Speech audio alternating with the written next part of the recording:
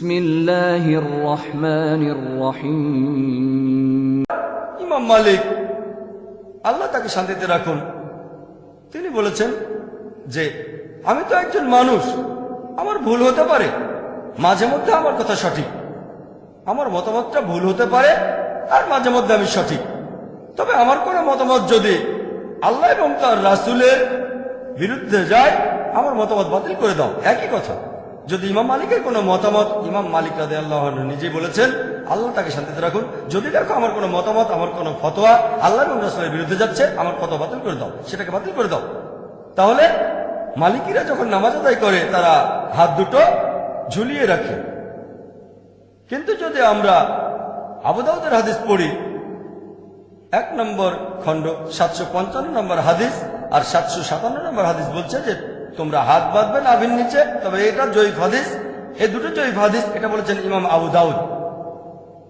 আবু দাউদ 1 নম্বর খণ্ড 756 নম্বর হাদিস বলছে তোমরা নাভির উপরে হাত বাঁধো। এটার ভিত্তি জয়ীফ হাদিসটা চেয়ে বেশ শক্ত।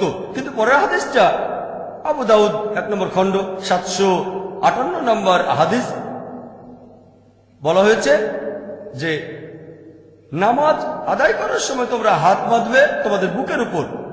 বলা হয়েছে এটা আরো শক্ত হাদিস, যদিও এটা মুরসাল হাদিস।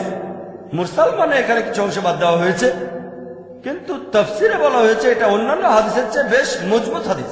আপনারা যদি ইবনে খুজাইমার হাদিস পড়েন, সেখানেও বলা হয়েছে নবীজি সাল্লাল্লাহু আলাইহি সাল্লাম বুকের কাছে হাত বাঁধতেন। এমনকি এটাও একটা মুরসাল হাদিস, কিন্তু অন্যান্য হাদিসের পাশাপাশি শেখ নাসিরউদ্দিন আলবানী তিনি বলেছেন এটা সহিহ হাদিস।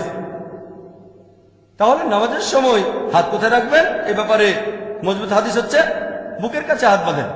তাই আমি যখন নামাজ পড়ি আমি হাত রাখি আমার বুকের উপর। সেজন্যই বলেছি আমি একজন পাক্কা মালিকি।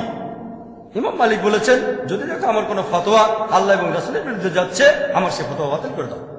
এখন যদি মালিকিরা বলে ইমাম মালিক বলেছেন তোমাদের বুকের কাছে হাত বাঁধো, যদিও তিনি বলেননি, তারপরে ধরে নিলাম যে তিনি বলেছেন। তিনি আরো বলেছেন যদি আমার কোনো ফতোয়া আল্লাহ রাসূলের বিরুদ্ধে যায় তাহলে সেটা বাদ দিয়ে দাও। আমি তার ফতোয়াকে বাদ দিয়েছি। নামাজের সময় হাত বাঁধি বুকের উপরে, আর সেজন্য আমি পাক্কা মালিকি, 100%, কোনো ফাঁক নেই। অন্যান্য মালিকরা হয়তো 60-70%, আর আমি 100%।